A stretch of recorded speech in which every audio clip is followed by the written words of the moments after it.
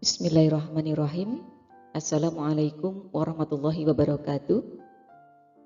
Dalam pelajaran Al-Islam kali ini kita akan membahas Al-Quran Surat Abasa.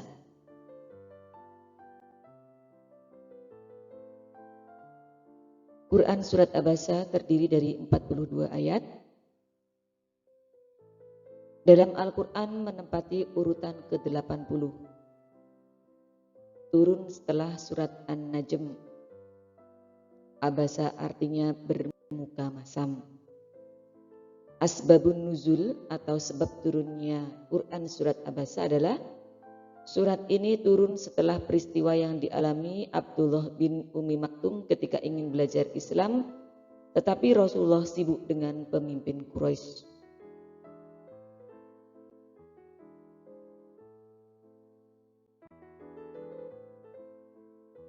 Ayat 1-12 menceritakan kisah Ibnu Ummi Maktum yang diabaikan ketika ingin belajar Islam. Ayat 13-16 menerangkan bahwa Al-Quran adalah kitabullah yang berfungsi sebagai pemberi peringatan serta nasihat. Ayat 17-23 mengingatkan manusia bahwa ia diciptakan dari setetes mani. Allah lah yang menentukan kadar, mematikan dan kelak menghidupkan kembali. Ayat 24-32 Allah mengingatkan manusia supaya memperhatikan makanannya. Kemudian manusia bersyukur karena Allah telah menciptakan manusia dan memenuhi segala kebutuhannya. Allah menurunkan air dalam firman-Nya, sesungguhnya kami benar-benar telah mencurahkan air dari langit. Kemudian kami belah bumi dengan sebaik-baiknya. Lalu kami tumbuhkan biji-bijian di bumi, anggur dan sayur-sayuran, zaitun dan kurma, kebun-kebun yang lebat dan buah-buahan serta rumput-rumputan. Untuk kesenanganmu manusia dan untuk binatang-binatang ternakmu. Ayat 33-42 menjelaskan keadaan manusia ketika kiamat. Dan apabila datang suara yang memekakkan atau tiupan sangkakala yang kedua, fa idza ja'atis shaqqah. Pada hari itu, manusia lari dari saudaranya, dari ibu dan bapaknya, dari istri dan anak-anaknya. Setiap orang dari mereka pada hari itu mempunyai urusan yang cukup menyibukkan. Pada hari itu, orang-orang menampakkan berbagai macam keadaan. Banyak muka yang berseri-seri, tertawa dan bergembira ria, dan banyak pula yang pada hari itu tertutup debu dan ditutup lagi pada kegelapan. Mereka itulah orang-orang yang kafir lagi durhaka. Quran Surat Abasa menjelaskan bahwa tugas Nabi Muhammad SAW hanyalah menyampaikan dakwah dan mengingatkan manusia. Kelak Allah akan membalas semua amal perbuatan kita selama di dunia dengan balasan yang sepadan. Lalu siapa Ibnu Ummi Maktum? Ibnu Ummi Maktum nama aslinya adalah Amr bin Qais, anak laki-laki dari paman Khadijah, istri Rasulullah. Beliau seorang tunanetra atau buta. Beliau juga ikut hijrah ke Madinah beserta para sahabat. Beliau seorang muadzin.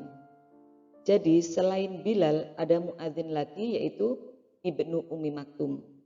Bilal tugasnya adalah azan ketika sholat tahajud, sedangkan Ibnu Ummi Maktum azan untuk sholat subuh. Bagaimana kisah Ibnu Ummi Maktum hingga turun surat Abasa?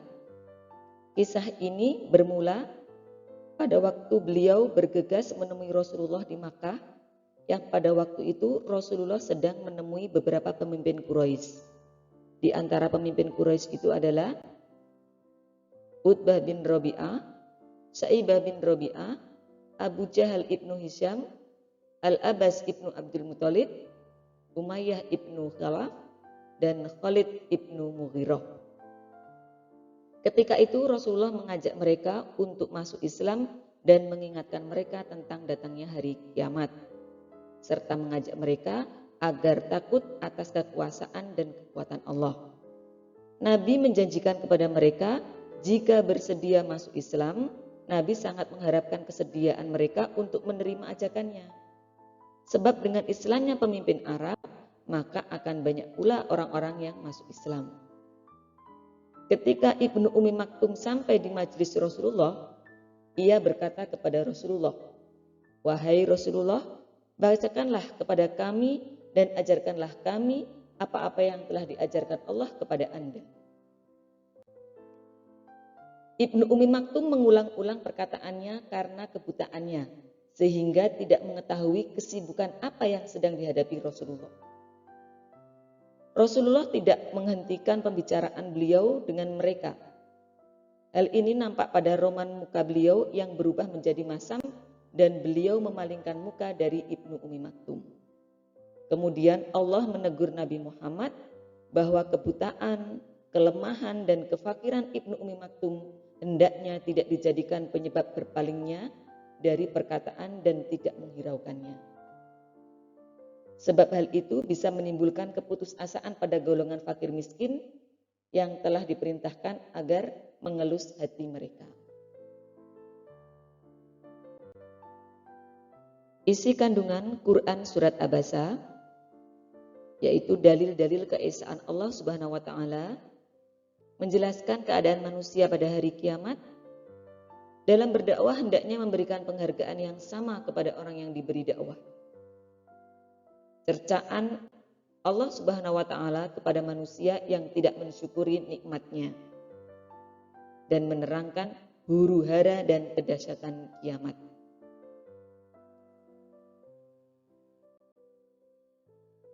Anak-anakku, dari pembelajaran hari ini, maka kita ambil hikmah bahwa kita harus lebih bersyukur atas nikmat Allah. Tugas kalian yaitu bagaimana mengaplikasikan cara berdakwah yang baik setelah mengetahui sebab turunnya Quran Surat Abasa. Tulis jawaban kalian di komentar pada YouTube ini. Jangan lupa tuliskan nama serta kelasnya.